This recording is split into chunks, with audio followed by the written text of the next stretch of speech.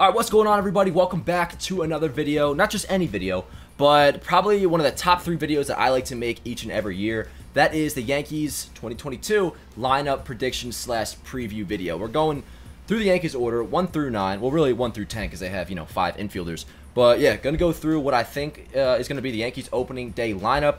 The order doesn't actually matter, although it is my prediction. What matters is we're breaking down each guy, kind of giving, a little outlook for the 2022 season. So drop a like on this video. This one is sponsored by the Topps Bunt 22 app. More on them later, but yeah, without further ado, let's get into the video. In the first season of his new 6-year contract, Mayhew was bad. One might even say awful. His mediocre slash line caused by the disappearance of his power led to some discussions this spring about whether or not he should remain the Yankee leadoff hitter. However, I still think come opening day, that is where he'll be. As for a bounce-back season, I think it's actually really likely. It's not like DJ all of a sudden lost the ability to hit. He's still hitting the ball hard and maintaining a really good eye. Thing is, he's not elevating the ball. Everything is a grounder, which when you do that, regardless of how hard you hit it, chances are you're not going to be all that productive. Now, I'm no hitting coach, but if the Yankees can simply get Mayhew to hit the ball in the air more, as simple as that sounds, which he already is doing in spring training, by the way, if you've been watching the games, if he does that, if he gets the ball in the air more, he'll slug close to or above 500, and then get back to being the guy who was unstoppable in the box for 2 straight seasons. In the 2-hole, we have Joey Gallo. Many label Joey Gallo as the team's biggest question mark going into this season, and I honestly couldn't disagree more. I think we know exactly what we should expect, and that's a season that has one half of the fan base thinking he's everything that's wrong with the world, and the other half will come away probably very satisfied. But regardless of which side you'll fall on, Gallo will be a productive player in 2022. Now, let me be clear, he was awful with the Yankees offensively last year, and it's no secret he's a streaky hitter, and he never really got the chance to get hot last year because just as he was starting to heat up, he hurt his neck. But removing a 58-game sample size, it's pretty easy to forecast the production we're going to be getting from Gallo. He's going to bat in the low 200s, maybe 250 at the absolute best, but he'll have an on-base percentage of 350 or higher and he'll hit close to 40 home runs. Factor in his elite defense, and you have the guy who MLB Network just labeled as the second best left fielder in all of baseball. I have him in the 2-hole for 2 reasons. One, at the very least, Gallo is going to take his walks. He's going to get on base, which obviously is well suited for the top of the order. And 2, I don't want him batting in the heart of the order. He is certainly a very productive player, as I said, but not the style of productive that I want protecting Aaron Judge and Giancarlo Stan.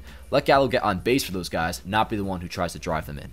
Batting third, we have the gift from God, that is Aaron Judge. Judge avoided taking any fastballs to the wrist in 2021 and had a fantastic year, batting .287 with 39 home runs, a 149 OPS plus, in a WAR of 6. He also excelled under pressure, hitting .331 with runners in scoring position, and had a .938 OPS in high leverage situations. And his defense remained elite as he led all right fielders with 11 defensive runs saved, all part of, as I said, a fantastic season for Judge, who's entering his age 30 season as a top 5, top 6 player in the game. Aaron Boone had Judge in the 3 spot for the majority of last season, and I would expect the same in 2022. Also, fun fact, Judge is 42 home runs away from 200 for his career, so kind of a little milestone watch coming up. And one more thing, I know I say it every single year, but there's reason for it. He's really good, one of the best players in baseball. Judge is going to win MVP in 2022. Next, in the cleanup spot, we have Giancarlo Stan. After a healthy season of great offensive production and clutch moments, Stan is in a really good place this spring. And while you can't please everyone, I think it's safe to say he's legitimately become the co-face of the franchise next to Aaron Judge. Now, I definitely put him a tier below Judge in terms of both performance and popularity amongst the fan base, but for real, what isn't there to love about Giancarlo Stan? He's an absolute beast on the field, has handled New York perfectly since the day he came over, and his numbers in October are ridiculous. Over his 18 career postseason games, he's hit 9 homers and has a 1.107 OPS. It's gotten to the point that if I had to pick one guy, including Judge, to be honest, if I had to pick one guy to come through in a clutch spot, Stanton is who I would choose. So yeah, Giancarlo, great Yankee. I think the cleanup spot is perfect for him, and I'm really pumped to see what he does this year. Alright guys, brief interruption real quick. We are welcoming in an awesome new sponsor here at Yankees Avenue, which is the Topps Bunt 22 app.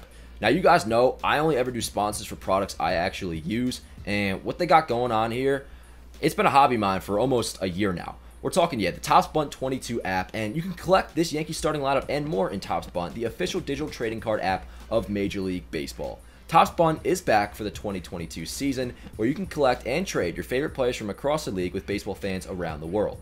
New packs available every day, featuring brand new content, original artwork, and classic Topps cards designs. Complete sets to earn awards and combine common cards into rarer ones. Bring your card collection to life by setting lineups using your cards in real-time scoring fantasy contests. You can download Topps Bunt for free in the App Store or Google Play Store by tapping the link in the description below. And also, don't forget to follow me on there. Yankees Avenue is the name, easy to remember. Follow me on there. That way, you know, we can send trades to each other. Really, it's just a whole nother way for us to interact. I'm going to be on there all season long, so go to the App Store or the Google Play Store, download Topps Bunt 22, and follow Yankees Avenue on there. Hit me up, and yeah, let's get back to the video, guys. Thank you so much to Topps for sponsoring this one. Batting fifth and playing first base, we have the newly re-signed Anthony Rizzo, and I won't lie, I was a little disappointed when I saw that he was returning.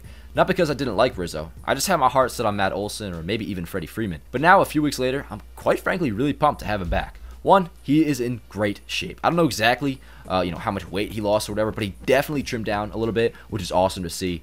Two, he's a baseball player, and that was my problem with Luke Voit. Yes, Voit hit home runs and is certainly a productive offensive player, but outside of that, everything about his game was negative. Couldn't play defense and didn't run the bases well. With Rizzo, it's the opposite. Now, obviously, he's not quick, but he's a known good base runner and fits the aggressive attitude the Yankees seem to be going for. And I think we're going to be really satisfied with him. I really do. He'll provide well above league average offense from the left side of the plate, great defense at first, all while being a really valuable clubhouse presence. Next, we have our new third baseman, and I gotta say, outside of the obvious and Aaron Judge, Josh Donaldson is the Yankee I'm most excited to watch this year. I feel that because we didn't make like a big splash like Carlos Correa or Matt Olson, the Yankee offseason is looked at as mediocre. And while it certainly wasn't jaw-dropping, they without a doubt upgraded going from Gio Urshela to Donaldson. I feel like people see he's 36 and assume he's a shell of himself, which is just not true. He had an 827 OPS last year with a WAR over 3. Urshela last year was a 720 OPS player with a 0.6 WAR.